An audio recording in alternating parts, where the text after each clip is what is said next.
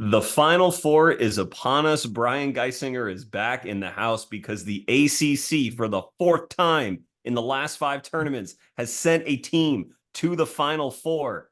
The sun never sets on the ACC. And welcome to Chucking Darts, a podcast of informed, rigorous, reckless, harmless, speculative, and fun predictions about the game you love. You can call me Chuck. This is episode number 199. Episode number 198 was last week with Mr. Geisinger, who's contributed to a bunch of different outlets. He was with 24/7 Sports for a long time as its ACC analyst. He's at bgeis_bird, at BGEIS_bird. He is my favorite analyst of the ACC in the country, but he knows that. And his alma mater, NC State Wolfpack, the 11 seed that could. Were they also the 11 seed in the ACC tournament? This would be awesome if that were the case. I think that was they were definitely a double digit seed. I think it was either 10 or 11. I'd have to double check, but okay. I think so, yeah. So from double digit seed in the ACC tournament to double digit seed in the NCAA tournament to double digit seed in the Final Four, capturing America's hearts through DJ Burns and DJ Horn and the gang. They have their date possibly with destiny, possibly with destruction at the hands of Zach Edey and Purdue, and we're going to get into it. We're going to preview that game. We're going to preview UConn and Alabama. We're going to get into as much draft stuff as we can, though I do have another episode coming that will likely also be posted this week, specifically about the bigs in this class. And since that will encompass Zach Edey and Donovan Clingan, just know that stuff is coming as well here at Chucking Darts. But without any further ado, Brian, how are you, man? I'm doing pretty well. I've been enjoying March Madness. The run the last 3 weeks with State has been fun. It's been inspiring. I went to State. I live in Raleigh. And I mean, I've never seen as much State stuff the last couple of weeks, people out and about rocking their stuff. Even on this past Sunday, I went back and met up. Usually, when I watch basketball, I watch it in my office by myself with the volume off, and just taking like a true scout, just like in just absolute like sensory deprivation mode. And people who observe me when I'm in that mode are like, I feel like they're concerned for me at times, but it works. And but I went home and felt like a good opportunity to watch it with family. So I went back and checked out the State game then, and it's been. Man, it's blown my mind to see them on this stage.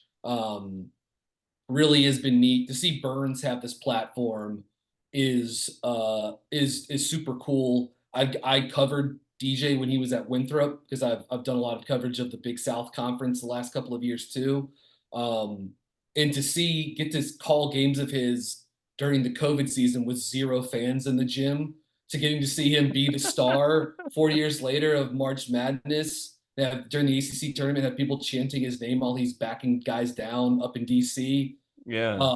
Pretty cool. Fanboying over him in press conferences. Incredible. I think my favorite part of the Jokic quote was, I mean, Jokic obviously, like, no surprise. I liked how he brought up the left-handedness, the southpaw nature of Burns. That was cool. But I thought the ultimate compliment from Jokic was him describing Burns. He said something along the lines of, like, DJ looks like he's fun to play with. Like, it would be fun to be his teammate. And that's what I feel like that's sort of how people describe Jokic in the NBA because of his passing and this, like, team first, unselfish nature. And so for that guy, you know, arguably the best basketball player in the world, who's sort of like known for this thing, to praise DJ under a similar lens, I thought that was pretty cool. And certainly something that, like, DJ should be very, very proud of. Yeah, Jokic clearly sees a kindred spirit. There's no question about that. And that style of play, when it's on and when it's working, is like my favorite style of play to watch. I will certainly say, if a team is really cooking and clicking, and they can play through a big that can manipulate his defender and spray to shooters and be a threat to score to pass every time. I mean, it just looks great. I mean, it's gorgeous. It's probably what's going to win the Nuggets a second consecutive NBA championship in a few months. But about whether or not it can win the NC State Wolfpack a national collegiate championship, they're playing the Purdue Boilermakers. And for all of the aesthetic goodness that NC State has, this is really it's really like art and commerce here. You know, Yeah. the Purdue Boilermakers have boiled, you know, I won't say literally, it'd be a misuse of the word, but they have truly boiled down the essence of their offensive identity just into Zach Edey in the post. And Mhm. they'll be creative in how they get him his post looks and trying to make the entry passes as easy as possible, clear the floor out so that he's in his preferred spot. But he had 40 and 16 against Tennessee. And for anyone who is skeptical of Zach as a draft prospect, that's not what this part of the discussion is going to be about.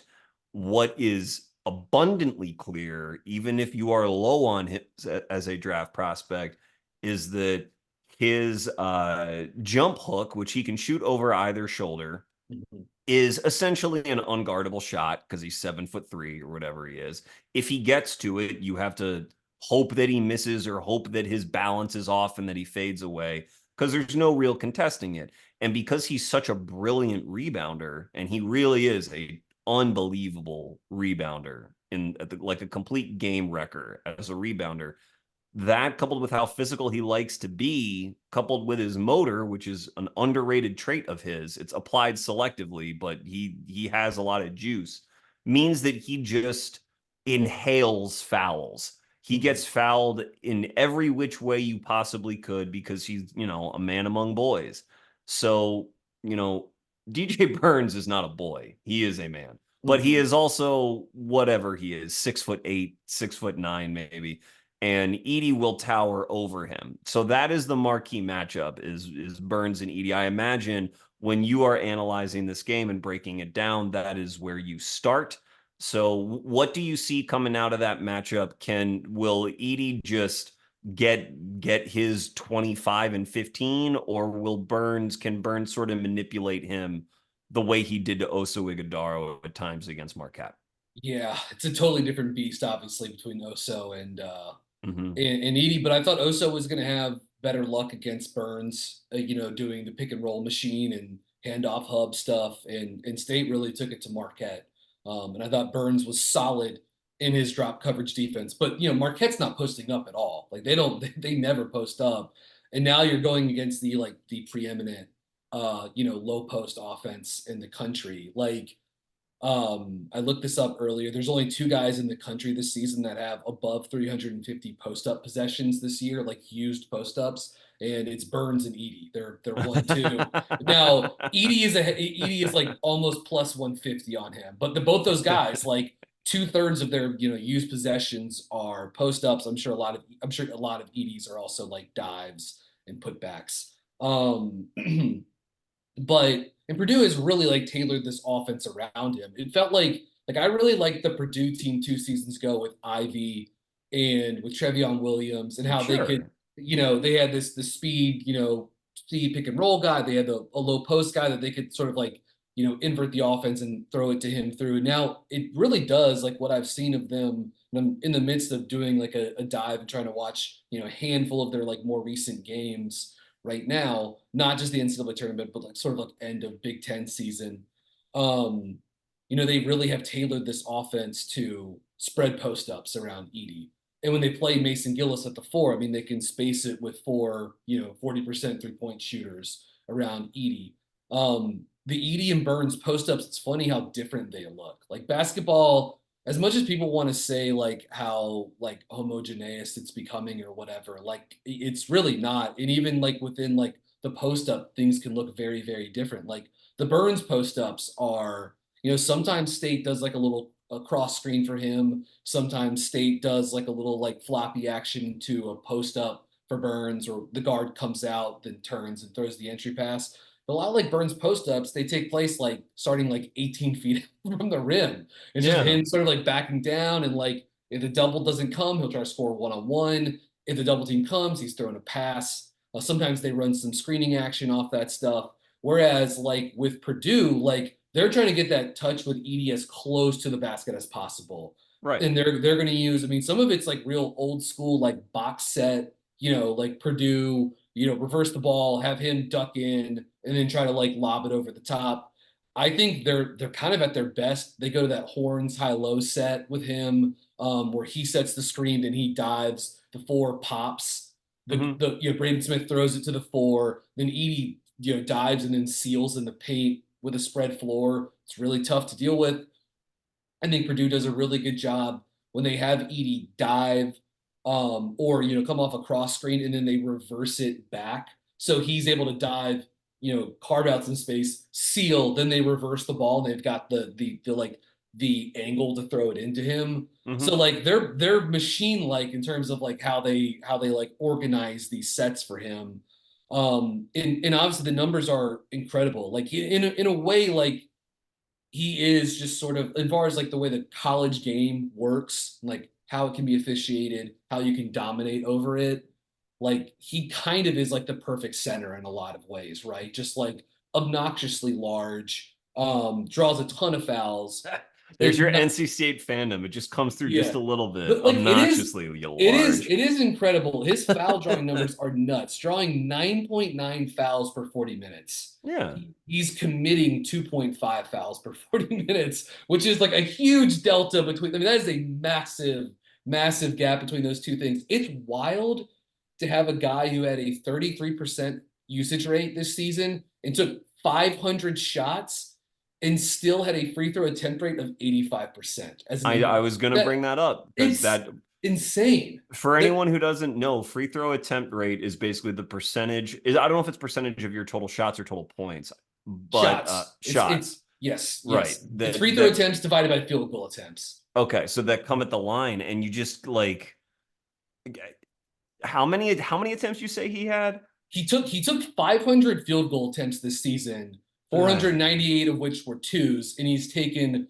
424 free throw attempts. Oh my god! For a free throw attempt rate of 85. I mean, like that kind of like ratio is really uncommon. It's really uncommon. Like guys who usually it's more or less unprecedented in modern college basketball. And like I will say this is a minor draft projection point about Edey. And I only bring it up now because you brought up Jokic earlier, who complimented Burns, who is, of course, like in terms of style and approach to the game is much more Jokic-ish. Edey is much more, I guess, like if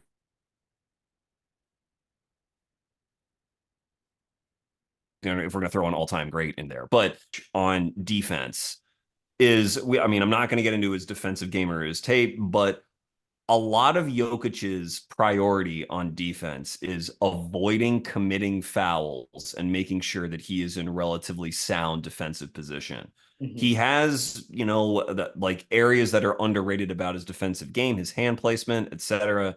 But his goal on defense is to execute the scheme that Denver has set up for him and to just stay out of trouble. If the other team gets a layup, they'll get a layup. That's fine. Jokic has enough faith in his offense to win that battle and make the math tilt in his favor. But it's about staying out of trouble. Edey has that. He does not try to be a two-way center. I mean, I don't want to sound dismissive because he does have his defensive moments and he's gotten better on that end progressively while he's at Purdue. But it is clear that he has been coached to avoid silly fouls, avoid leaving his feet, just be as big as you possibly can around the hoop, go straight up as much as you can. Go for blocks if you think you can get it. But the important thing is just, big fella, we keep you on the floor because you are so important to our offense. Now, that delta you're talking about between fouls committed and drawn is still kind of ridiculous. And like, I think it is appropriate to talk about whether or not you think that ratio is going to hold up, because though he will be able to elevate certainly over DJ, shoot over him all night, DJ is strong enough to maybe affect where he receives the ball a little bit, make it a little bit less preferential. And what other strategies, how early will NC State double? How aggressively will they possibly commit to make those entry passes harder? What do you think they have up their sleeve to make just the step one of Purdue's offense, which is getting Edey the ball, make that a little bit tougher. Yeah, because that's the right point. It's like the right place to start. Is like, where does the initial catch for him come? Because like, Mm-hmm. if he already has like 2 feet pretty deep in the paint, like, it might just be a catch and dunk because he's just like there at the rim. Like, maybe best case scenario for the defense, he takes the hook shot, which he's still very good at doing. It's a not blockable shot, whatever. But like, if you can try to like force that shot up further, right? If it's a Yeah. foot inch, if it's a foot further away from the rim, like your percentages are like a little bit better maybe. So like State is not a team, they don't double the post a lot. Like that's not sort of like baked into their cake, but like this is maybe a time to try it out. You get a week to prepare. I think Edey, while he's not like some savant passer, is pretty good at like knowing like, okay, the double team's coming from here. I'm passing it right there. Right. And It's all very rote. If A, then B. right. Yes. In a lot of their lineups, they've got 3 good shooters on the floor with him, and some there's 4, right, when Gillis is out there. And so it's the double teams have to cover a ton of ground. It's going to put you into rotation, but maybe you want to be in rotation against Purdue instead of risking EDA at the rim, right? And Mhm. Burns getting into fouls. Because like State at this point basically has just like a three-man like front court rotation. And then they've had to play some 4 guard lineups. They did that against Marquette. You and Mhm. I said on the last pod I Mhm. was on, we predicted that. And they had to do it against Duke some too. So they're just like, they don't have that many bodies. And it should also be noted, one of their 3 guys who's in the front court room that's playing a lot, Mo Diarra, is currently observing Ramadan. And like, he's not going to be able to eat like before and during the game. Like this happened against Duke, and it's about to happen when they're out in Phoenix against Purdue. And like, so how much does he have? They've played a lot of basketball the last 3 weeks.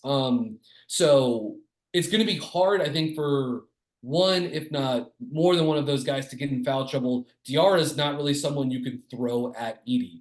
I think their other backup center, Ben Middlebrooks, is a guy that's certainly going to get his fair share of looks. And I Mhm. think he could have. Middlebrooks has been like an important player for them.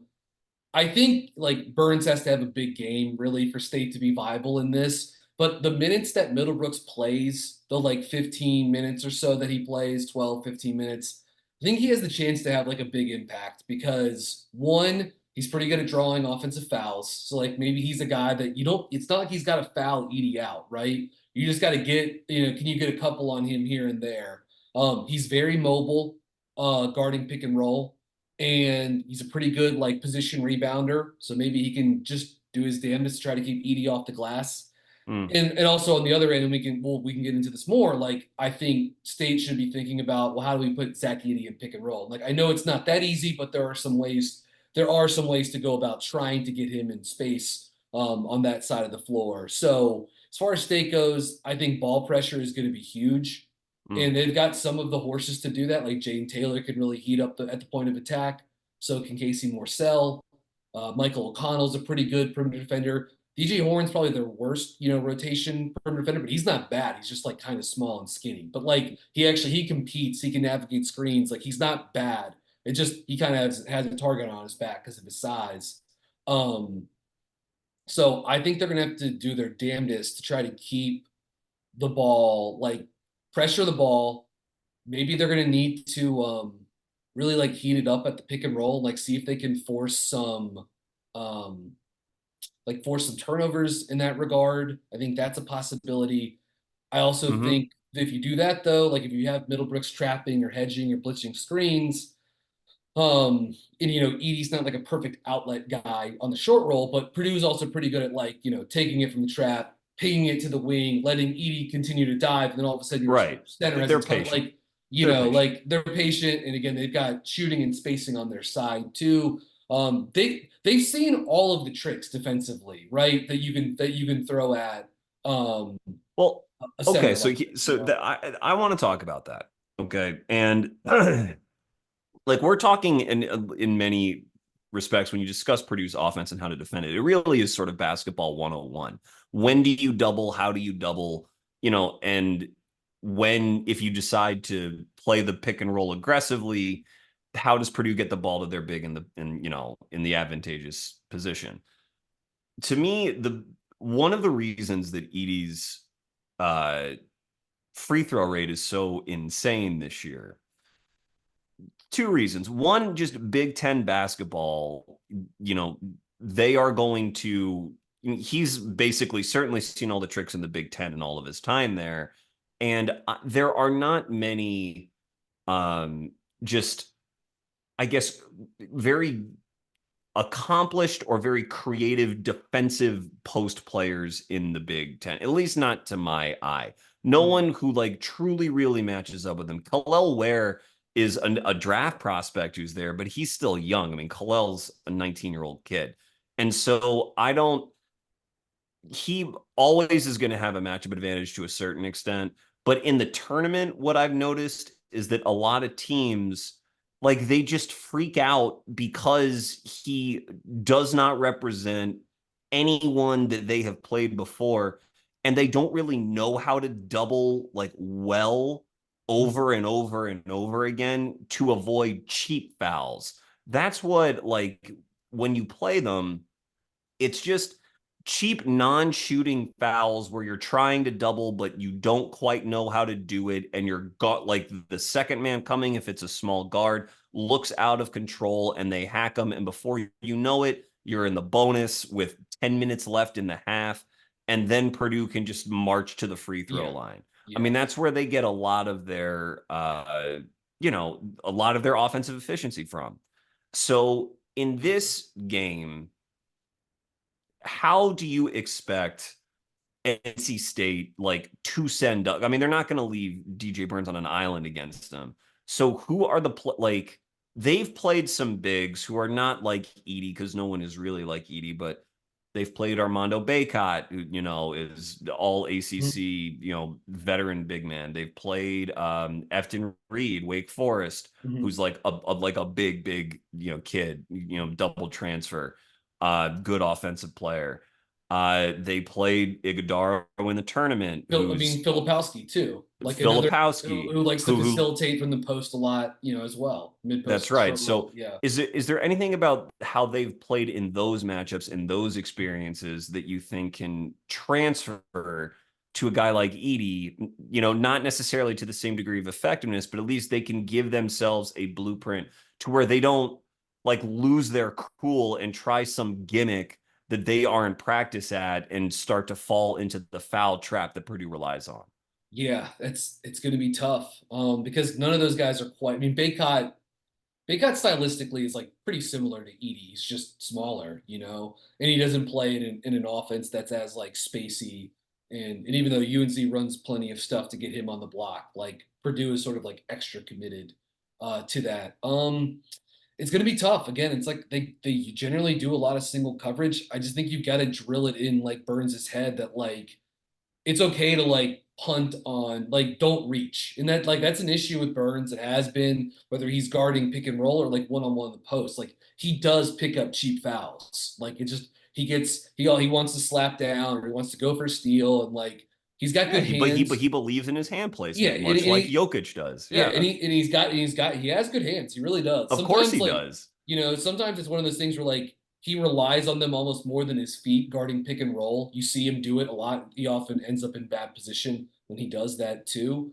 I think it's going to be big for them, especially when Purdue tries to go to their screen roll to then lock into post-ups for Edey. Like, Burns is going to be dropped into the paint.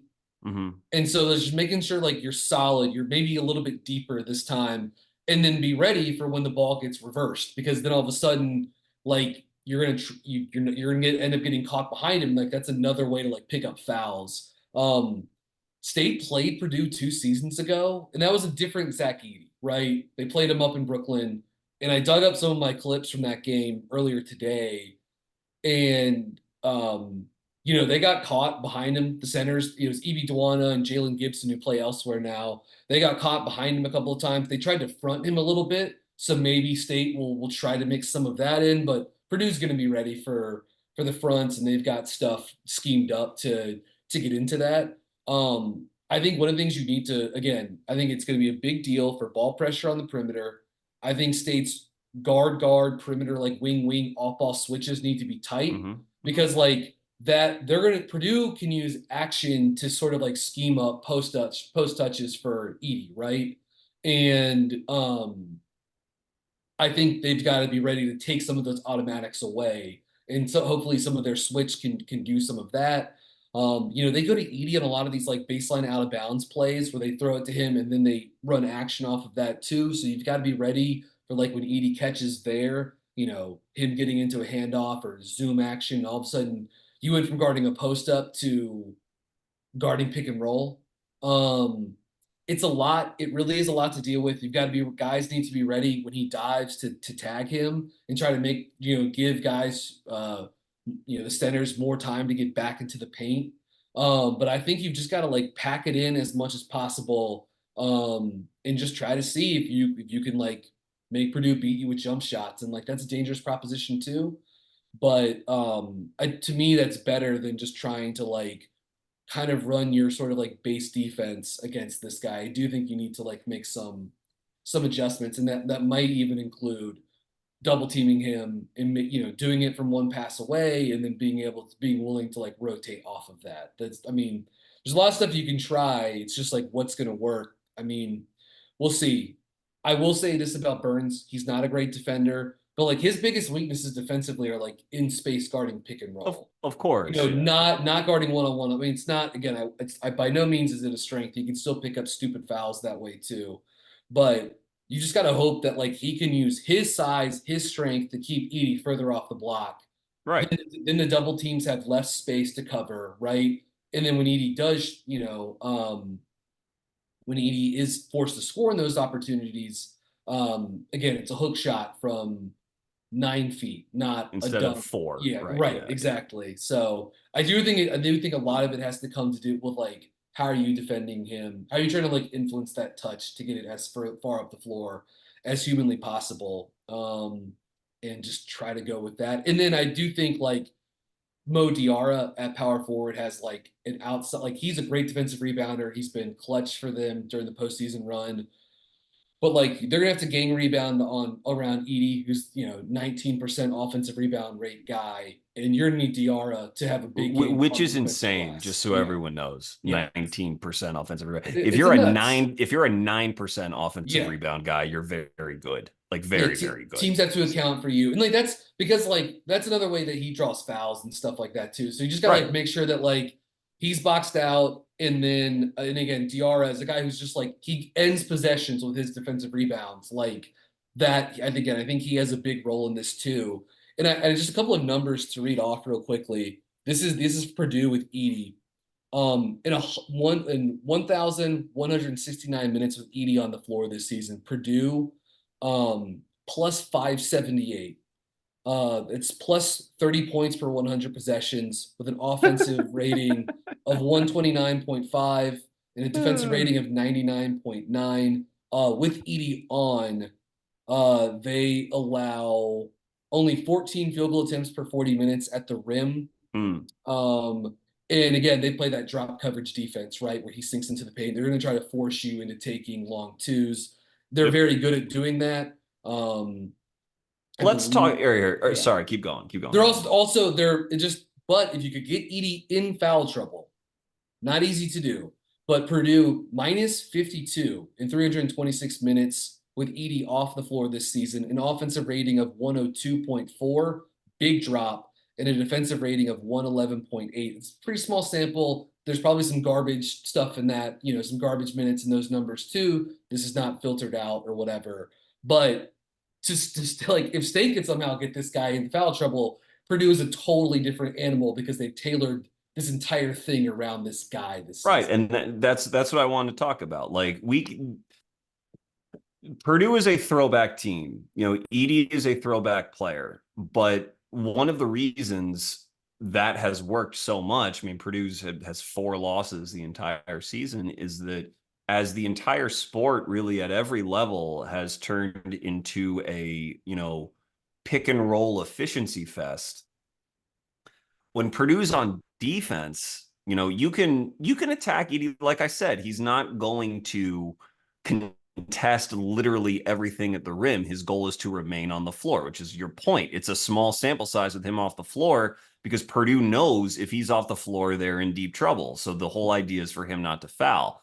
But if you are playing defense against a pick and roll offense, whether it's, below average all the way up into very good, the whole design of modern basketball offense is to maximize your layups and your threes. I mean, that's the idea. And if you have a giant man, like a giant guy like Edey, all he has to do is be near the action, and the hope is that the person attacking him looks at this physical marvel and anomaly and just says, I'd rather kick out. Even if it's a battle that the guard, for example, might be able to win more than they realize because they haven't really factored in. Like, even if the coaches tell them, look, Edey's not going to block your shot that much. Like, the goal is to stay out of foul trouble. Go into him, make him make a decision, make him commit to something. It's one thing to hear it drilled into you in practice and in scouting and in film study. It's another when you're on the floor and the guy's just bigger than centers you've dealt with before. Yep. And a lot of them just pass it out and they allow the defense to reset. And that is Purdue's defensive bet every single time, is that we will just, that's what, if you watch a game against Tennessee, Dalton Connect had a great game, but you watch Zakai Ziegler get into the lane and he just never, ever, ever wanted to shoot. And so Purdue would have these good long defensive possessions, or Tennessee was forced to try to gin up advantage after advantage because their normal stuff that works usually even in the SEC, their guard got skittish around Edey. What NC State has in Burns is an antidote to that traditional pick and roll philosophy, because he likes to catch the ball from, like you said, 18 feet out. He likes to maximize his vision that he can access on the floor. Watch how a possession is developing, see where help is coming from and who's committing to what, and react accordingly. It's more improvisational. It's more extemporaneous. And if there's a way to get Edey into foul trouble, it starts there, because Edey at a certain level is going to be out of his comfort zone playing defense against a manipulative guy like Burns to a certain extent, because there's just not many reps that he's had against similar sorts of guys. That anomaly stuff works both ways. Yeah. So how do you expect Burns to attack Edey when Burns is on offense? How do you think Edey's footwork is going to do? Do you think that Burns can wrong foot him with his various sort of fakes and hesitations and his timing, and, make this a tough assignment for Purdue? Yeah, a lot of stuff to get to. First off, when thinking about like Purdue in this drop coverage scheme, State's seen a lot of drop coverage this season. We just talked about Baycott from UNC, Efton Reed from Wake. Towards the end of the season, Wake started mixing up their coverages, but mostly it's a drop coverage defense. And DJ Horne had a big game against them. UNC is like, in the ACC, they are the absolute drop coverage team. They're going to ice screens on the side. They're going to weak screens in the middle. Baycott's always going to be dropped to the paint. Purdue does a lot of that too. And State also played against Creighton in the NCAA tournament last season. Another like big time drop coverage team that's like very analytically minded. Kalkbrenner at the rim. And like Purdue and Creighton are like, over the last two seasons, they've been like two of the best at like pushing teams into, Alabama's good at this as well, just like pushing teams into taking contested off dribble twos. State's offense shoots a lot of those shots, and like sort of much to like the chagrin of those who like crave more rim pressure or like a more like stylistic offense. State's got guys that can score in the mid range. Like this could be like a big DJ Horne game. Like those shots could just be there, if he comes off of a screen and Zach Edey's sunk in the paint, and all of a sudden, if he's going to have a Lance Jones or someone like that, it's going to be a good perimeter defender on him. So like, the rear view contest is going to be good, but like he's going to get some shots, and so just like maybe you get the 7 out of 10 DJ Horne shooting game on pull up twos, like he did that against Wake and Raleigh this season in a big win for State, and literally got got Wake to like change its coverages during the game. But yeah, you mentioned like one of the games I watched earlier was the Illinois game versus Purdue in Champaign, which is a very close game that Illinois almost won. Marcus Damask had an awesome pick and roll game in this, and that was because he was like, "F it, I'm just going at him." Like the exact this exact point, and like, but State doesn't have someone like Damask. They just don't have a big wing, pick and roll creator like that. And this was last year, but like Jalen Hood-Schifino in at Purdue had a very similar game, and that's where he liked to operate the mid range in the NBA now. But same thing, yeah. And so there's that. They just don't quite have that. I mean, who knows at this point? Like there were guys at the start of the season that could have become someone like that. MJ Rice, who transferred in from Kansas, is not with the team now. Dennis Parker Jr. had a nice freshman season, but has been dealing with an illness and hasn't played much the last couple of weeks, so maybe not. That Illinois game was also interesting too, because you had a guy like Coleman Hawkins who had a lot of the Edey matchup on both ends. It was some Dane Danger too, but like I thought Hawkins did like a pretty nice job, like popping into space. And Purdue switched actually like a decent amount in that game, sort of like drop coverage with Edey into a switch.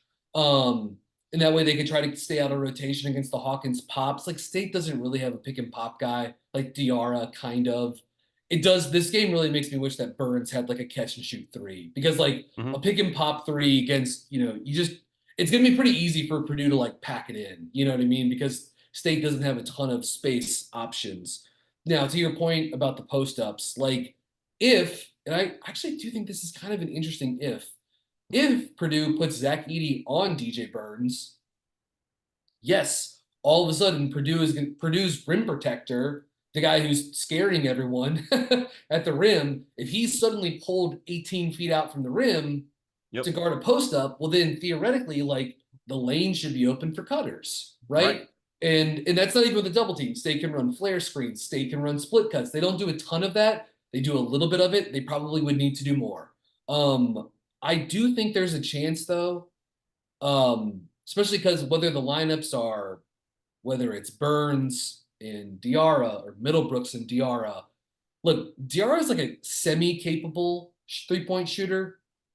He can take them, he can make some of them, but they're all off the catch, and he's not like a lights out three-point, stretch forward guy. I think there's a chance that Purdue goes to more of the Trey Kaufman-Wren lineups, and they say, you guard DJ Burns post-ups. Zach, you're on Mo Diarra, and you're on Mo Diarra. We're just going to camp you at the rim. Just like, because like Diarra ends up being in the dunker spot a lot anyways on those Burns post-ups, so just park the bus at the front of the rim. There's no defensive 3 seconds. Just stand there, buddy. And if Diarra does want to go out to the corner, fine. Let him do it. DJ Burns wants to throw a skip pass to him, go for it. Like, you're staying at the rim. Like, that's what they're going to try to close off. Just keep that rim closed. So like, I could see that in the Illinois game, they put Edey on Ty Rodgers a decent amount, who's sort of like a non-shooting, front court guy, and then let Kaufman-Wren handle, or Mason Gillis, handle the other front court options for Purdue. So like, they do have that chip to play. You know what I mean? They do. But if Diarra can make a couple of threes, then all of a sudden, maybe you spook them a little bit, and you get them. All of a sudden you get Edey on Burns, and then all of a sudden now you're cooking with something. If you're State, probably. And if they do put Edey on Diarra, like State does use him a decent amount in like pick and pops. So like get him in the that's the other thing I would do, is I would get him in the action as much as possible. And the way I think you really attack Edey, if he is like guarding your primary screener, get to as much empty corner as you can. Because he's I think he does better when he can drop and he's got help on both sides. You empty that corner out, he can look like like against Gonzaga. He looked like a little wobbly sometimes against Nemhard and some of these other guys coming off ball screens when the corner was emptied out. And then I also thought, I think it was Gonzaga. I'm in the midst of that game right now. I thought Gonzaga did a good job. And this is State is not this kind of like pick and roll team, but it's something that I think they may need to look into a little bit more, is like make him guard multiple ball screens. Like I'd like the teams in the that same possession. yes, Yeah. exactly. Like run a ball screen in the middle of the floor, then skip it to the right, and then boom, have Ben Middlebrooks sprint over another ball screen or Modiar another ball screen, and just try to get him into multiple, like make him do it multiple times. Yeah. Because if it's one ball screen, it's late in the shot clock. It's just too easy for him to just camp in the lane. So I'll be curious to see. I think it's gonna start with like where they place him, and then um State has some counters that they can use to kind of like try to get him in space and get him uncomfortable. But like it does get like a little more difficult for them if they want to go to the Kaufman-Wren on Burns matchup, because he's gonna be at the rim, so probably no cutters and stuff like that. The counter would be Burns can probably score over Kaufman-Wren, and That's what I was he can just gonna do say. weird jump hooks too. So it's like State can make that tough. Like State's got some cards to play too. Like Purdue is a pretty heavy favorite in this game, and I think they should be. But like State is not like without options, and like this is not Abdul-Jabbar that they're going against too. You know what I mean? It's like there's like That's what I'm saying. Like, like there's stuff they can do. This guy is like a great player, but he's not Shaq. You know what I mean? Like right. there's stuff they can do here too to get him And uncomfortable. this is going to get into draft stuff a little bit as well, but like again, Edie's aim is to dominate on offense and then to stay on the floor. That is his goal. He is not like athletically blessed enough to say, I'm going to literally dominate on both ends and there's nothing you're going to be able to do. And what's more than that, and I think which is basically apart from like the physical, how is he in space, whatever, the biggest, I guess, limitation philosophically that I see with him towards NBA, like big NBA success, is that he is not a player that I have seen. And you mentioned it with defending empty side pick and rolls, which is just like a tiny, or making him guard multiple ball screens. What those actions do is they make you have to, it tests your quick reaction time. How well do you adjust to different sorts of looks in quick succession? And Edey, and I think this is how, as much how he's been coached as anything, but he's a guy who came to basketball late, and he does not have a tremendous sort of natural reactivity or feel for the game. I think he's worked very hard on it and he knows what works and he goes to what works. But if you get him out of his comfort zone, then he will look uncomfortable. I mean, that's his deal. And Purdue, they have built their team around limiting the amount of times during a game or during a possession where he will be uncomfortable. But that's where a guy like Burns always is going to give you a puncher's chance against. I don't want to say a guy like Edey. There are no guys like Edey, but like he gives you a puncher's chance because he will make whoever he plays uncomfortable. That's why so much. And again, this is a big extrapolation, but that's why so many of the very best players in the NBA are manipulators of timing. Luka, Shai Gilgeous-Alexander, Jokic, Jalen Brunson, all these guys operate around the same principle that they are going to make defenders uncomfortable because defenders will not be able to keep their feet and keep their balance in reacting to all of the timing manipulations that the star is going to give them. Yeah. I'm not projecting NBA superstardom for DJ Burns, but he knows how to do that. That's what is baked into his cake. So whether it's, if they want to take Edey away from him, great. Force Edey to come over after Burns is done. I forget what's the wing's name that you're talking about putting on him. Kaufman-Wren, maybe. Kaufman-Wren. Kaufman-Wren. Who I am not super familiar with Kaufman-Wren's game, but from what I've watched, he looks like he could be susceptible to some foul trouble himself. Plays very aggressively, but that plays into DJ Burns' hands. So if you want to do that and have DJ start to win that matchup and force Edey to come over and help and decide, am I going to leave my feet here? What am I doing? How does my contest look? By all means, go for it. Yeah. If it's going to be Edey on Burns one-on-one and he starts to bring him out a little bit, that's something NC State can do too. And I think in Diarra, maybe the shots go in, maybe they don't. I mean, that's why they play the game.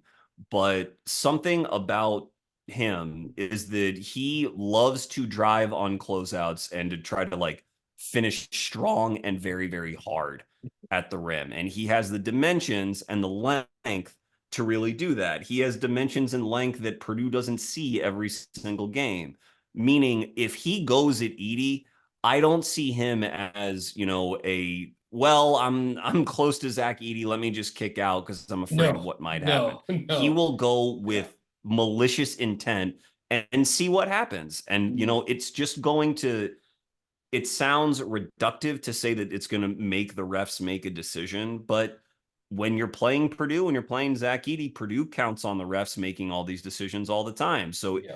NC State has a couple of different ways to turn those tables a little bit, which is why I think they have a puncher's chance in this game. I mean, obviously, if Burns is ineffective guarding Edey in the post and he just is close to a zero on defense, and NC State is hacking them on their doubles because they don't know how to execute it, they're in deep, deep trouble. But Yeah. they do have counters, and since I picked NC State last week, I want to emphasize that there are counters that they can play, in my Yep. opinion. They definitely can. I think just two more things to tack on, or three more things. One, this is going to really test the tough shot making of Burns. Like this is if especially if like he gets the Edey matchup, but like Burns, he's such a he's just like an inscrutable post up player because he takes weird shots. He makes weird like off balance banks from strange angles at strange distances. His Right. post ups just look different than anyone else's. He So has his like scoops. Like, that's yeah, all weird. Yeah. he also he had a pass on a baseline out of bounds play in the win over Duke in Dallas where he went like submarine style to like hit Horn on a curl. And there was another possession too where someone hit him like Burns was ahead of the play, probably because he wasn't getting back on defense. State got the ball, hit ahead to Burns. He like caught with one touch, like one hand, then went up and got fouled on almost like not like one single motion, but like kind of like 1-2 motion catch and finish. Mm-hmm. The guy has like all kinds of touch. His skin, his hands are great. Um, but I do think for State, like even when they can find transition, it's huge for them. And like Michael O'Connell is pretty good at finding those 6 to 10 times per game where it's okay. I gotta get us running. Boom, hit a head pass to DJ Horn, hit a head pass to Casey Morcell. See if they can get one before Edey lumbers back and is able to like try to close off the paint. Um, and then yeah, Purdue is just one of those teams. It's like you're probably not going to be able to dominate them on the glass. This is an elite two-way rebounding team. Yeah. But just being opportunistic, and it is crazy to see, man, sixth in the country in offensive rebound rate, 13th in defensive rebound rate. They're also ninth offensively in free throw attempt rate and seventh defensively in free throw attempt rate. It is crazy that their defense has a free throw attempt rate of 22.5% and their offense has one of 42.4%, which is And another massive delta between those two numbers. I will say that again, I don't know if you have up there how frequently NC State fouls. I know that Tennessee was like a very hacky team, and so Mhm. that was a rough recipe. And even so, Tennessee was in that game and had an 11-point lead in the first half. But these numbers, especially the foul numbers, they're built up a lot over conference play. And Mhm. this, I mean, the reason the tournament is a bit more random and so fun is that those conference refs are not necessarily working tournament games. And it could be a fresh set of eyes on all of this. And that's where you can get like a weird game script. I So yeah, think go ahead. the other thing I was going to say too is just like State's pressure, both like at the point of attack guarding pick and roll. And if they can score and try to set up the press, like I just think Purdue, I would need to see this team a little bit more, but like historically, I think their guards have struggled with pressure some. You've got a guy in Braden Smith Oh, who's a little bit I can't smaller. imagine they do well with it. Yeah. And just my thought would be like, can Jaden Taylor like make his life hell? Like he's got a size and length advantage on him. Just like, can you gin up some turnovers too? Yeah. Whether it's heating things up the point of attack, guarding pick and roll, or if you can score and set up your press a little bit. Like, can you force Purdue, even if you don't get a turnover, ideally that would be best. But if they're starting their possession with 20 seconds on the shot clock, and while they're trying to then get organized and get into an Edey post up, that's different than 25 seconds or something like that. So I do think State's ball pressure and how and Braden Smith, 21% turnover rate this season. It's like not low for like a lead guard in a very efficient offense. So something Yes, and perhaps a to very consider. scripted offense where, Yes, no exactly. one, no one's really asking that much of Braden. I like, again, I'm not really impressed with many people on Purdue's team besides Zach. I mean, that's an open secret about them. I think when I talked a couple minutes ago about making Edey uncomfortable, particularly on defense, again, the way that a game can unfold, which is a million different ways, like the truth I just keep coming back to about Zach every time I watch him is that there just is not a lot of improvisation. So I again could see a game where if he is being made uncomfortable on defense, then maybe his decisions on when to pass out of a double, maybe those get a little bit more skittish. And maybe, that is an opportunity to create some turnovers if you're really sticking to guys off the ball and denying them. Like I could see a chaotic game that is sort of like that. But Yeah. Edey's a great player, and he knows a lot of what NC State's going to throw at him, I'm sure, and he's going to get good post position a lot. And it could be that if Diarra gets too aggressive trying to rebound with him and stay with him and prove a point to everyone, that Diarra gets in foul trouble, and then it's just we're going downhill. Yeah. So I take it from what you are saying. I take it like whenever I talk to you about these games, you think about, well, what team has more to go to? What Mhm. team has fewer problems to solve? And that's usually who you take. So are Yeah. you taking Purdue for that Yeah, reason? I am taking Purdue in this one for basically for that exact reason. Certainly, like at this point, a state win would not surprise me. I mean, we've highlighted a variety of counters on both sides of the court that they can throw to attack Purdue or to make Purdue uncomfortable. It's just too easy to see a monster game from Edey plus foul trouble for State's, front court room, and then that's just all everything. Then Purdue gets to just play downhill from there, Right. and State doesn't do enough stuff in terms of like spamming the math offensively. You know what I mean? To just all of a sudden, I mean, they played great in the second half offensively against Duke, Yes, they um, did. but I mostly mean they don't have like the 3-point shooting arsenal to just sort of like make up for a defense that's such a disadvantage at the rim. And they certainly won't have the same. I mean, maybe they will be utterly unafraid of Purdue's defense and not deterred at the rim. That'd be lovely. I'd like to see a team go at Purdue with that amount of Mm. abandon. But the comfort level with them against Duke, I mean, they beat Duke on a neutral court 3 weeks ago, Yeah, and yeah, they know exactly how vulnerable Kyle Filipowski is as like the lone big as a rim yeah. protector. So I mean, Middlebrooks went at him in that in yeah, that I mean, they game. had no absolutely no fear of him at Yeah, all, and yeah. so I will tell you, like, this is chucking dart. Like, I'm obviously taking NC State. Why would, this I is, like it. I gain nothing by taking Purdue in this matchup. So I like it. I am certainly doing that, I but like it.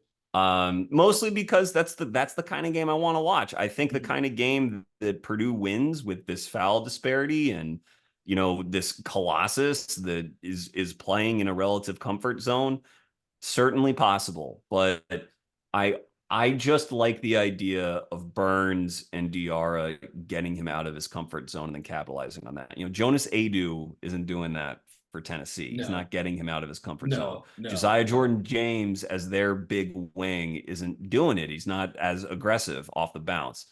So and we haven't really talked. I mean, we mentioned him in passing, but like if NC State wants to get in the mid range and they want to set a screen, then those Purdue guards, to me, apart from Jones, but those Purdue guards are not going to provide a ton of resistance. So, like, I'm taking NC State. I would like to see them win. So, I would too. going to the team that has been the favorite the whole tournament, the UConn Huskies and Alabama. Now, this isn't an ACC matchup. We won't spend as much time on it, but UConn's going to be a big favorite. The main storyline here is something I'll just call back to my preview episode before the tournament about why I was taking UConn is that they've lost 3 games all year. They lost at Seton Hall, where Donovan Clingan got hurt in the game, which is sort of a fluke. Yeah. They lost at Kansas, and they lost at Creighton. And it's an oversimplification, but Kansas and Creighton both have a big to at least compete with Clingan athletically, just to bang with him a little bit. Hunter Dickinson, Kansas, and Kalkbrenner for Creighton. And to force, whether it's Spencer or Tristen Newton or Steph Castle into sort of mid-rangey looks. Because the one thing about UConn that to my eye when I watch them play is that apart from Spencer, they don't have outstanding touch as a team. Steph Castle in the right game can be kind of bricky. Tristen Newton, I think, has good touch, but I think he defaults to floaters a lot if there's a guy in the middle. And so to me, the way to beat them is to have a guy that can at least force those decisions a little more, take those layups away a little, who's very disciplined about staying there, and then just a ton of shooters to where the opposing team shoots the lights out. I mean, that's what you're going to need to do against that team. And if there's one thing that Alabama can do, it is spread the floor and launch. So that's their sort of slingshot here, throwing it at UConn. That's sort of how I see them trying to win, but I don't think their interior presence is imposing enough, but we'll see. If enough threes go in, who knows? How do you see the game unfolding? I imagine you're taking UConn, but what do you see? Yeah, I would take UConn, but Bama definitely has some chips to play too. Of course they do. This is a super high-powered offense, and this is a coaching staff that is well aware that they're going to need to play the variance game here. Yes. So pace, shoot threes, and they've got the guys to do it. Especially if Latrell Wrightsell, who I believe I saw he was practicing this week, or at least was out on the practice floor. A lights out shooter, another ball handler for them. And UConn, they've got a guy like Steph Castle, amazing perimeter defender, Alex Karaban, great team defender. But Donovan Clingan obviously doing horrible things to anyone who wants to try to come in to the rim. And Alabama might just say, okay, that's cool. We are going to scheme up. We're going to take 43s against you. They really are one of a couple of college staffs, especially at the high major level, that would, I think, really have those kinds of discussions of we are gonna work, we got to get up a ton of threes. Yeah, I don't think it'll be much of a discussion. I and be think totally it's going up, and it's baked in for them. This is a team that takes a ton of threes, but I'm thinking they might even dial it up 10% more than even their own standards. They're going to run no matter what, but just for them, I really think it's transition, secondary, and then in the half court, I really think Grant Nelson, can he get to his pick and pop game? Will they try to play through him as they did some against UNC, put it in his hands, inverted pick and roll or 4-5 pick and roll or whatever? And then Alabama is one of my favorite teams in the country at designing movement shooting sets to attack drop coverage. They're really good at doing it. There's some other, I think Duke does a good job of this too, but just I think I could see them finding ways to sort of get Mark Sears coming off of a throwback screen or veer action again with Donovan Clingan's guy, setting the screen, second screen. So Sears in theory, or Wrightsell or whomever is curling that screen into Estrada. They're curling into space. And so there should, unless there's amazing rear view pursuit, which if it's Steph Castle, it probably will be because he's amazing. But there in theory should be a pocket to catch and shoot, right? And if you can just hit a couple of those, maybe more than a couple against UConn, all of a sudden you can compete with them offensively. It just feels like Alabama's got to score 1.2 points per possession or more in this game. It does feel like it's just got to be one of those games where they just explode offensively. And then on the defensive side of the floor, I like their one of their backup guys. Who was the guy? I'm trying blanking on his name now. Yeah, Mohamed Diabate, who just like I was talking with a buddy about this after the UNC game. We're just like he was like, I got 5 fouls. I'm about to use all of them against Armando Bacot.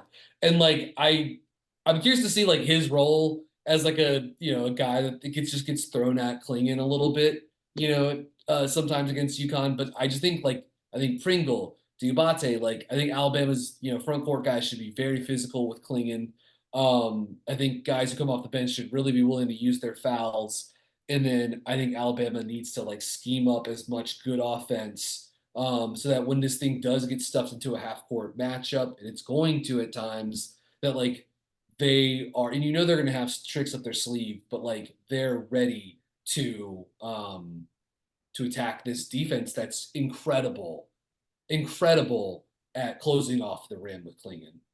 Yeah, I mean, I can't imagine that it'll have to be from the outside in. They'll have to hit enough threes early that where Klingan now is not so sure. Like he will play further out to try to contest some of these, pick and pops, or try to play further out on. However, they're counteracting the drop to screen to get these guys space, and then once you do, then you try to beat them. Because I mean, Klingan, again, I'm gonna talk more about him as an NBA prospect my next episode, but he is great at shutting off the rim as long as the action is in front of him. Mm-hmm. And that is even in playing in space. He is surprisingly nimble on his feet because he plays for UConn. He is constantly engaged, so engaged in every play about where he's supposed to be and how he's supposed to react. And he knows where he's supposed to be. But if he gets beat and he is behind the play, he does, or he has to, if he has to react and come over to help, and he's made to play in multiple ball screens in a given possession, like you're talking about forcing Edey to do, his recovery stuff, like, is not it's not bad. It's fine. But his recovery stuff doesn't blow me away because he is I hesitate to use the word ground bound for a guy who's 7'2", but like he's not like an athletic, like bouncy guy. Quick leaper kind of. Yeah. And so like UConn's bet is to make sure the play always stays in front of him so that he knows where he's at, and then he does his thing. He was great again. He's also gotten a lot better at fouling less and holding back his contest until he times the angle of someone's shot. If you're going into Donovan Clingan's chest, you're in like deep trouble. But if you get your shoulder past him and he has to react against you, then you're sort of in business. And Alabama, if they make enough threes, they can force him into decisions where he's further out on the court where maybe they can get by him. I'm not going to take Alabama for the same, like, out of the same sort of passionate underdog stance I'm taking NC State. I just think UConn's that good. But I will say that one other thing that Alabama does, and we talked about this when we previewed them versus UNC, because we talked about Elliot Cadeau. If they identify someone who is just like a meh shooter, not even like a bad shooter, they might do it with Castle, by the way. That's what I'm saying. That's the pressure point, man. They're going to say, go with God. Shoot as much as you like. We are just not going to guard you. It's just not going to happen. The irony is that, Cadeau, Seth Trimble, they started that game off very, very hot from three. Like, yeah, they made enough threes for UConn or for UNC to win that game. But against UConn, they'll make that decision with Castle, and they'll say, let's see, freshman lotto pick. Let's see what you got. Go nuts. And if you can get him, like, Castle's played some of those soft coverages this season when people have like sagged off him, and like I'm very bullish on him as a prospect, but those were some of his like toughest moments. Like Villanova did this to them one time during a February game, but they played way off of him. He caught on the perimeter. You could see the gears in his head being like, oh, I actually don't know where to go with the ball now. Should I shoot? And obviously, like, UConn's offense has got enough like snappy, like they're flowing side to side. It's just an endless supply of screens and handoffs. I could see a couple of things, like UConn dealt with this last season with Andre Jackson, right? Teams playing off him, and all of a sudden he just turns into a handoff guy for Right. Jordan Hawkins. So you could do that with Castle and Cam Spencer. Obviously UConn can counter with the Diarra off the bench. But then you take Steph Castle and his defense off the floor against an amazing Alabama offense. Like, you probably want him out there guarding Sears or one of the other, Estrada, one of the other, or Rylan Griffin. Like, you probably want him for the in those actions.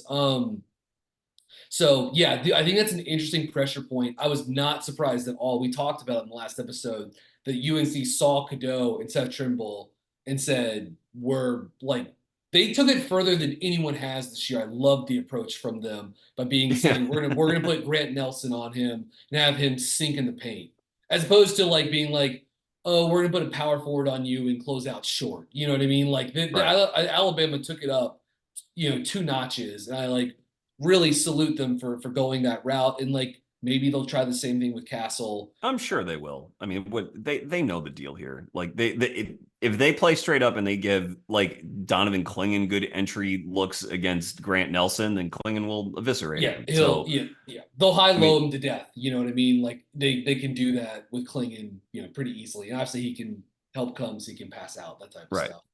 Or he can, drag up and be a DHO guy. I mean, that's something Yeah. that Edey doesn't do a lot of in Purdue's offense. Um, there was something else. Oh, yeah. You said you were extremely bullish on Castle as a prospect.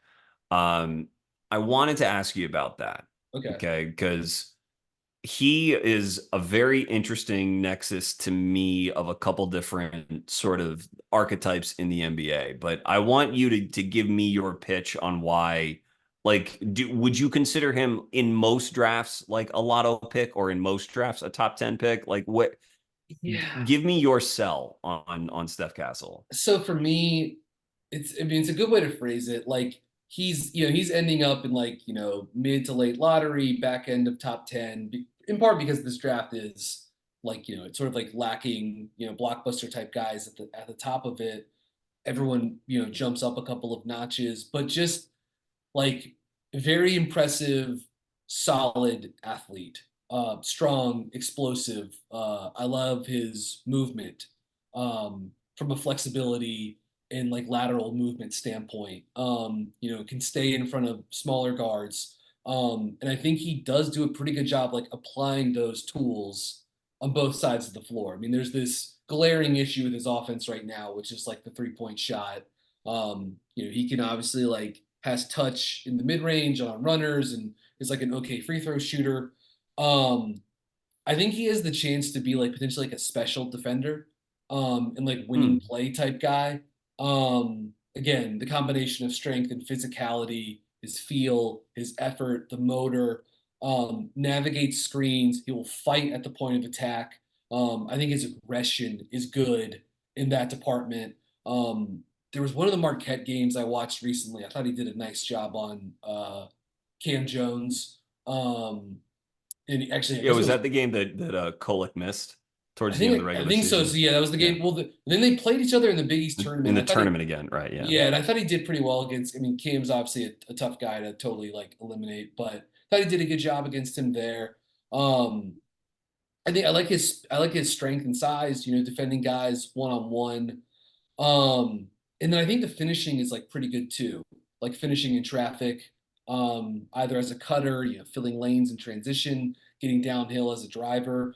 And I think like the live ball passing is pretty good too. So I would say like even without the jump shot, he's like pretty playable already to an extent, just because like the winning play mentality, the motor, the defense. And if the jumper ever comes along, well, like he's got some like auxiliary tools to use offensively, that he can, if he could ever get a hard closeout, he's a guy that can get downhill and finish on drives, finish on runners, make the next pass in the chain or drive and kick. Mm-hmm. So I just think there's like a chance that he's athletically and skill wise, he's a guy that like could be, if the shot comes on the three, like is a guy that I could see playing in a postseason setting, right? And that's sort of like Yeah. what I'm using for a guy that, especially in this draft, where it's like, can you find a guy that's like playable? It can be a rotation guy in a playoff series.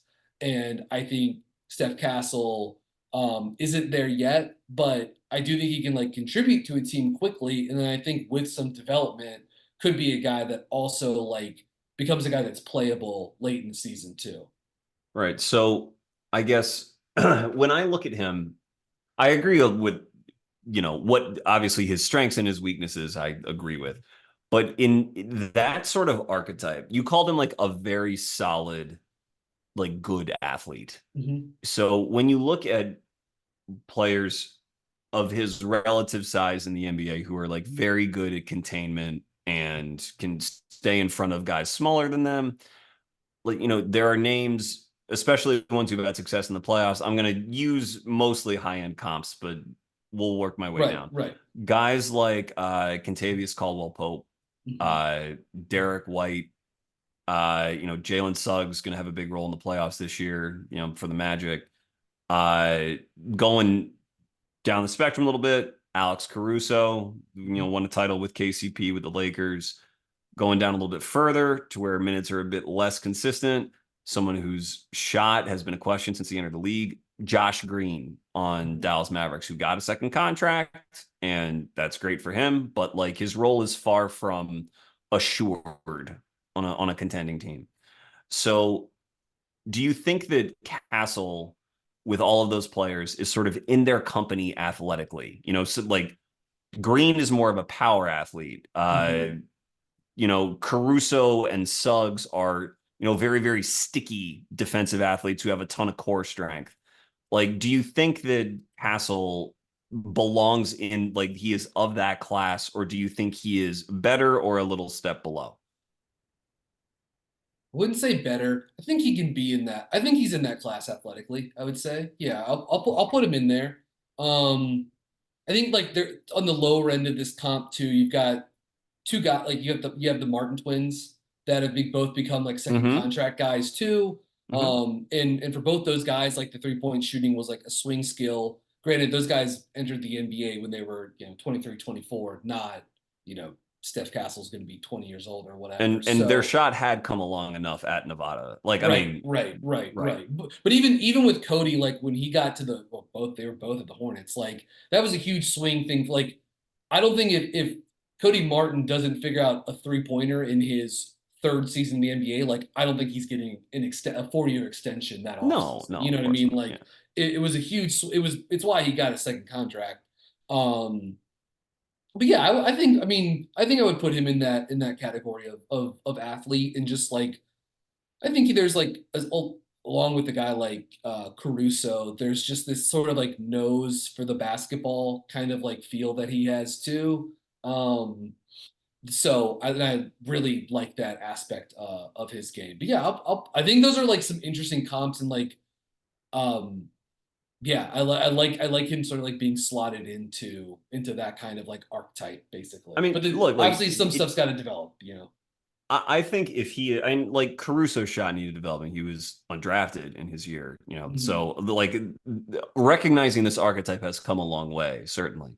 But I think, when I watch him, I think I see very solid athlete as well.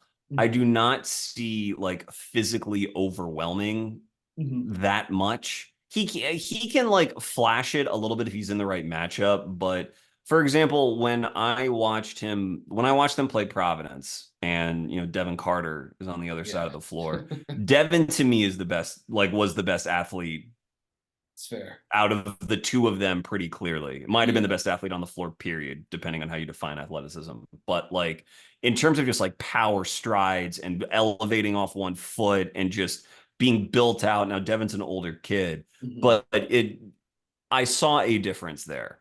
And when I think about how that archetype works in the NBA, again, Jalen Suggs, a premier athlete, as at Gonzaga, obviously Yeah. big time football recruit, and is a premier guard athlete in the NBA. And so you can play him with a shaky jumper because his defense is so good that you hope the jumper hits, which it has now in his third season. Now he's a super valuable guy. Mhm. Um, I think that Castle's floor is just sort of scarily low.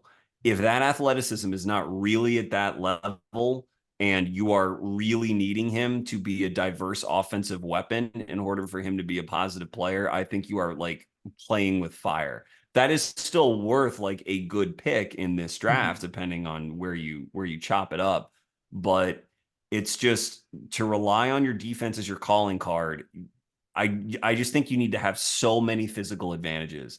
And I feel it more with Devin than I do with Castle, for example. Yeah, that's fair. Yeah, I mean, you're to your point, like you need to be like plus plus on that end, and a lot of that Yes. has to do with like how gifted athletically are you. It's one thing to have like feel and like a nose for the ball, but like yeah, it's sort of like where are you physically? That is a huge indicator of like how successful you'll actually be on that side of the floor. Um, there's a strength component with him that I like too, that I think You like do. and that Okay. I yeah that I do kind of like. So I don't know, maybe I'm a little more bullish, but um, yeah, I think that's where I'm at on Castle. Is that Okay. like I'm coming out to I like his defense. I'm generally pretty positive on it. I think he can do a lot of stuff on that He end. certainly a very good Yeah, defender, like clearly. and I like his team defense too. And I believe he started coming off of his injury. He started the season like 1 for whatever from three, Yeah. 1 for 11, 1 for 15, something like that. And since then, he's been like 34, 35% Mhm. on iffy Volume. volume, Yeah. which is a concern. But, he's young. There's still plenty of reason for optimism with that. Mhm. But yeah, so to that point as well. So he's not like a total complete zero in terms of Mhm. shooting from three. I mean, Alabama will play him that way, but that's not Yeah. necessarily what he is. I'm that matchup is like the first thing I will pay attention to with Alabama's defense. I'm curious to see where they place Griffin too. I mean, I guess he'll get the like. I guess my guess would be he's used to like chase Spencer off screens, but I could also see That's what I them. would think I too, could see is them how they also use him. using him to guard, Newton pick and rolls and stuff like that too. Mm-hmm.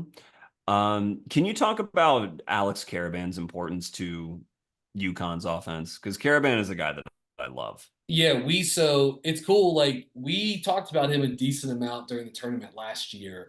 That was sort of like the first time I like got to like talk about Carabin. He's just like the perfect like stretch, playmaking for UConn. He's kind of good at everything. He shot the ball very well. I guess he's been like a little cold recently shooting the ball, but like Yeah. shot it generally very well this He, season. he he came out and said the balls are overinflated, and that's Really? why that's what he said in the tournament. Yeah. I love it. But I mean, he's an amazing shooter, right? I mean, 38% on threes, 63% on twos, 88% from the line. Doesn't get there that often, but like that's not really his role in this offense.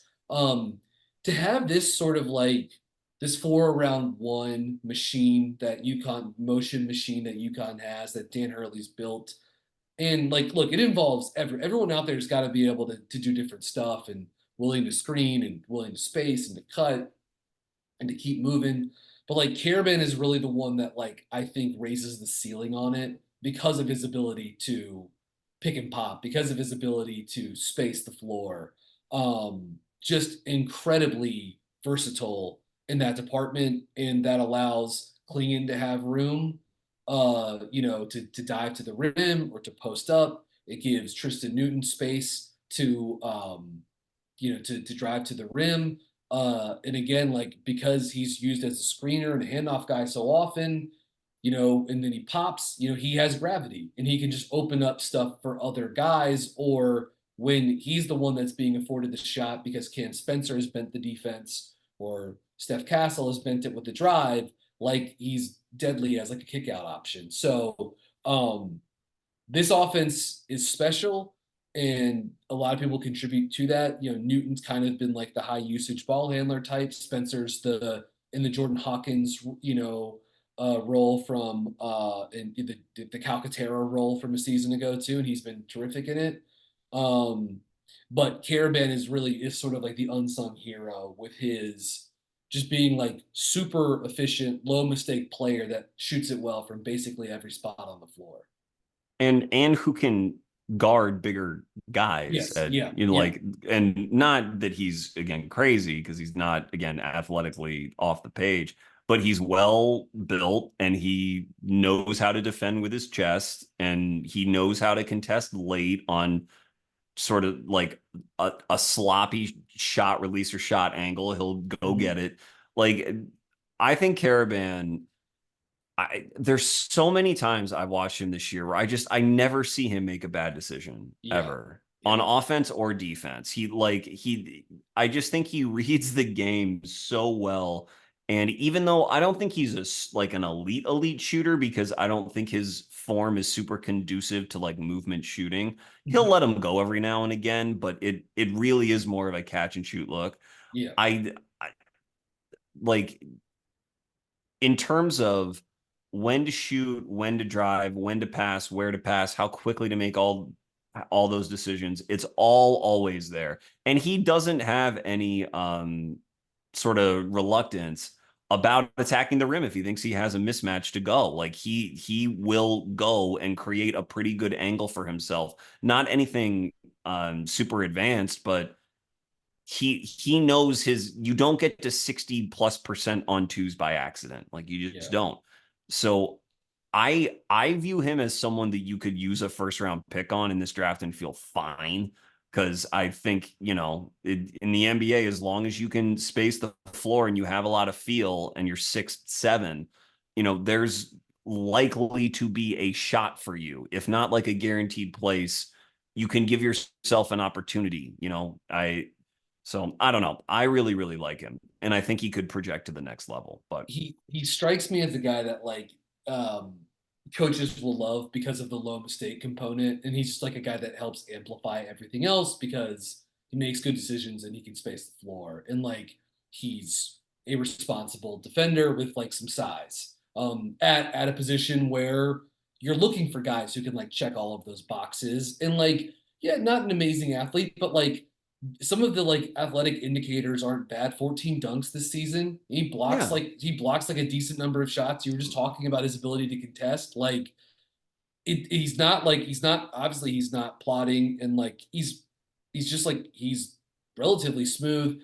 I agree that like I think there's a cap on his shooting. Like they don't, with all of the like crazy motion stuff that UConn uses, like he's not the one like curling off of the doubles. Like no. they feature him very much as a shooter, but it's sort of it's different. It's more like he's the one screening and spacing as But opposed he'll, to he'll let it go from like 28 above the and right, break. right. Like, Yeah, yeah, yep. Great, good range, and again, certainly having his size helps with all of that. And yeah, I mean, obviously, like his shooting indicators, is from a number standpoint, are like very good free throw shooter.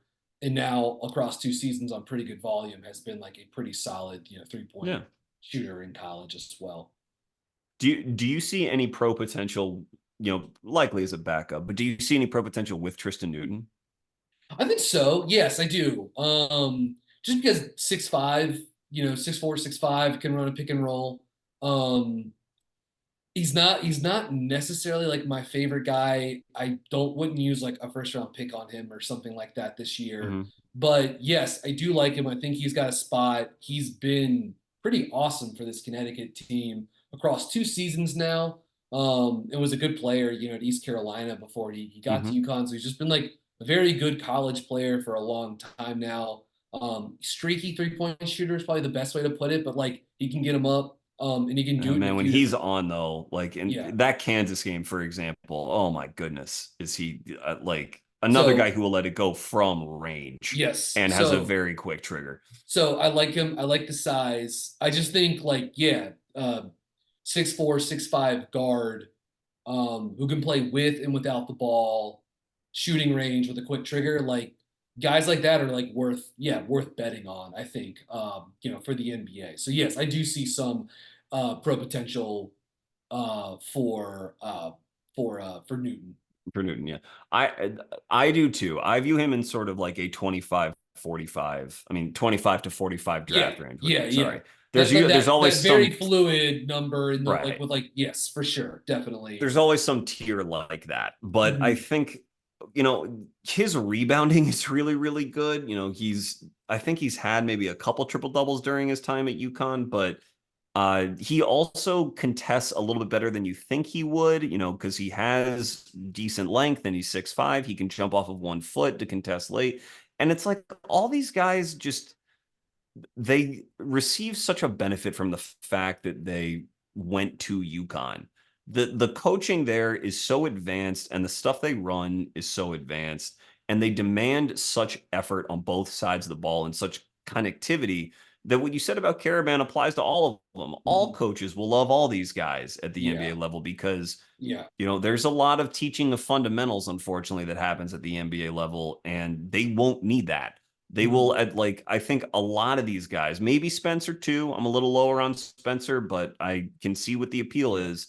Like, you can see them getting in the G League and like being a no BS player in the G League and getting a call up for a 10-day, and there you are. He's gonna end up in Sioux Falls with the Heat, and then he's gonna end up on a 10-day with Miami, and all of a sudden he's the next movement shooter that they've plucked out of thin air. You know what I mean? It's like, oh, but now he's driving to the basket. Can you believe that? Right. But there definitely is. That's a good point to note. And there have been a few, like Villanova had this for a period of time. Virginia had this for a period of time where it was just like they were just like printing like role players or guys that like had a chance to become role players in the NBA because like they were just like drilled how to play basketball well and play off of 2 feet and pass and cut and screen and like how to not F up certain actions and like be in the right spots defensively. And like you have a pretty good advantage if you sort of like have those baseline things down pat. Even if you're at a disadvantage from like outlier skill or athleticism standpoint. So yes, it does sort of feel like UConn is like set up to be the team that's got like certainly, guys like Clingan and Castle are going to be very high first round picks, but it does feel like there are multiple other NBA guys on this roster. Just because a couple of these guys are going to get bet on as, either second round picks or late first round picks or undrafted guys. And like some of those guys are going to hit too. Yeah. I mean, and that's tends to be what happens on dominant tournament teams. They tend to have, 3 NBA players on them, or in UConn's case, maybe more. But since I likely won't get you before next Monday, I mean, maybe something changes, but if it's UConn and Purdue, I can tell you that if it's UConn NC State, I'll be taking UConn. If it's UConn and Purdue, and it's this battle of colossuses, with Clingan and with Edey, do you take UConn in that matchup? How definitely you do? Okay, take UConn. I think. I mean, yes, I do. I think UConn is built in a way to like make Edey as uncomfortable as he's felt, defensively in 4 seasons. There's no hiding spots, none. You can't. There's just nowhere you can like stash him. And UConn is just a machine offensively. They're very good at getting to the rim, and they're very, very good at defending the rim. I think I looked this up. Let me see if I have it in my notes here. Yeah, with Clingan on the court this season, opponents are shooting 49% at the rim against UConn, which is in the 99th percentile according to CBB Analytics. It would be fascinating to see Clingan versus Edey low post matchup. And I think Clingan would give Edey a lot of problems. I really think he would bother him a decent amount. And I just think you have this finely tuned machine in Purdue, and Connecticut is that too. But Connecticut is just like much more like they're just multiple. You know what I mean? They're versatile. There's more things they can do. There's more ways they can like slice the apple than Purdue can. They've got one way. Like know how they're going to play. Whereas Connecticut's just got like a lot of darts that they can throw at the board here. Yeah, exactly. Yeah, exactly. Thanks. So I would be fascinated to see the matchup. I imagine that's what we're going to get. That's what I'm predicting.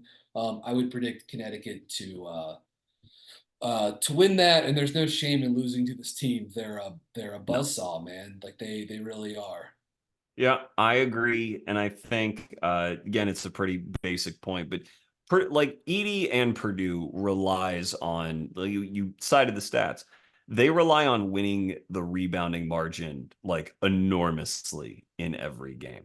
And even though they've gotten all the way here and they're very good, like they aren't a like they blew a couple teams out, but they played some close games in the Big Ten, and they, like I said, they were down 11 to Tennessee. So Yep. it's even when their game plan works, they aren't just stomping everybody, and that Mhm. rebound margin will really shrink, and I mean really shrink Yep. against UConn and against Klingan. So I think there's a chance that UConn straight up out rebounds them. Period. And It's so game if over with that, right. So when then that happens too. you're just not going to get the second chances that you're Yeah. used to. And I don't think you're going to put UConn in this foul conundrum. Now, maybe you can get Klingan in foul trouble, but that, again, I think that requires a bit more of a manipulative player than Edey Hmm. is, because Klingan is so well coached. And that's what it comes down to. I mean, I'll get into it in the draft episode, but like, a guy like a spammer like Edey, it's hard to envision that scaling to the NBA at the degree to which an offense revolves around him, the way that Purdue's offense can. You can Yeah. spam it in college, but in the Yeah. NBA level, if your back is to the basket and there is a person between you and the basket, and you're just going to say, I'm just going to hook shot him over and over and over again, I Yeah. don't know that the NBA is going to reward that at scale. In Yeah. doses, sure, but I Yeah. don't know that it rewards it at scale. But Yeah. I think there's a role for Edie, and I won't get into I this too think there much. certainly is. But Yeah. but yeah, it's more like, and I don't mean like bit to like say bit to like diminish it or whatever, but like yeah, it's like yeah, the he gets to be a part of the second unit, and like some of that offense is getting routed through him, and then he's going to be in the drop defensively. Like you can see like the roadmap for like how he would be, or maybe that team's going to play some zone. Like you can see how like you can see the roadmap for him, but like he's not going to be a guy that plays a lot of minutes, and like his post up, obviously, like his looks like that are going to fall off a cliff as soon as he leaves West Lafayette. And then like if we do get you, like you touched on this earlier, just like guys who attack Edey, like UConn has a bunch of guys who'd be willing to go at him at the rim, right? Yes. Newton, Castle, Karaban, Clingan, like all these guys are going to be Spencer, I guess, to an extent, although he sort of does it from Samson below. Johnson when he comes in. Yeah, I mean he's looking to screen and dive and get to the Yeah. he's I mean he's like an impressive like run jump center. He can really move. But yeah, they got guys that will like are going to look to like finish over, over him or through him or however you want to define it at the rim, because they've got guys who are, capable and certainly like, aren't going to be afraid to go at him. Yeah. Yep. Okay. Yeah. Anything else that's on your mind before we cap the NCAA season here, Brian? And thank you so much for coming on multiple times like you did during March Madness last year. It's one of my Yeah, favorite things.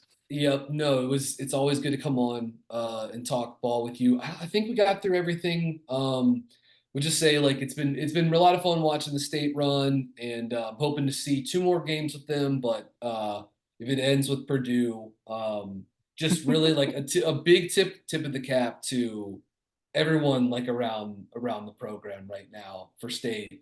Never thought they would be like the flag bearers for the ACC in the Final Four, but here There they you go, are. baby. Yep. It's pretty cool, and yeah, I'm fascinated for the Final Four, and like it's gonna be crazy because like it's gonna end very quickly, and then everything is gonna go into hyperspeed with the portal, which is already happening, and with the draft. Like it's that stuff's about to like get humming, and it's gonna hit like another level by this time next week. You know what I mean? So Yes, it sort of is. like trying to just stay on my toes for that as much as possible.